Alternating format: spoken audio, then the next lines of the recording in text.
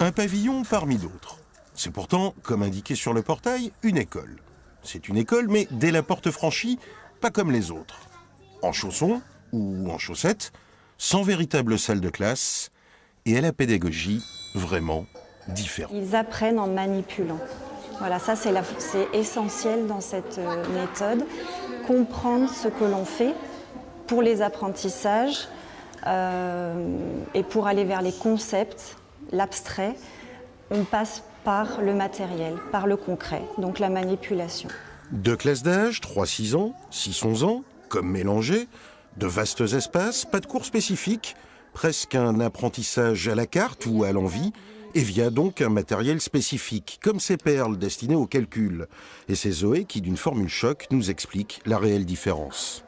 C'est qu'on n'a pas appris de la même façon, donc on n'a pas les mêmes références.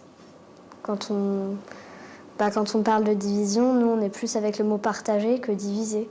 Si le groupe est essentiel, la méthode Montessori veut avant tout promouvoir l'autonomie, à tous les niveaux.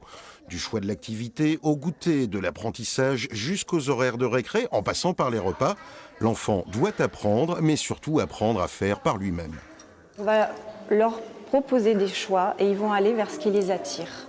Voilà. Par la suite, c'est nous en tant que guides qui montrons la manipulation du matériel et à partir de là, l'enfant, après cette présentation, le fait tout seul.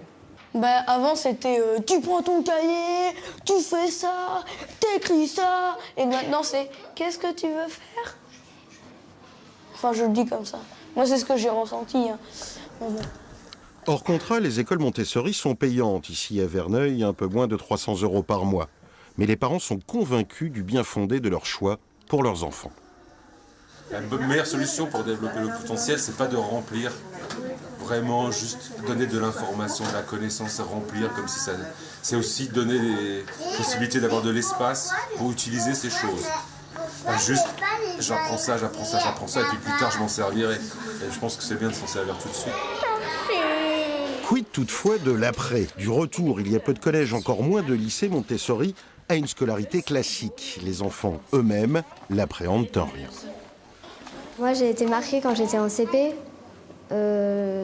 J'étais tout le temps assise derrière, donc j'entendais pas beaucoup, je voyais pas beaucoup, je finissais tout le temps en avance, donc je réalisais mes leçons, mais c'était moins libre.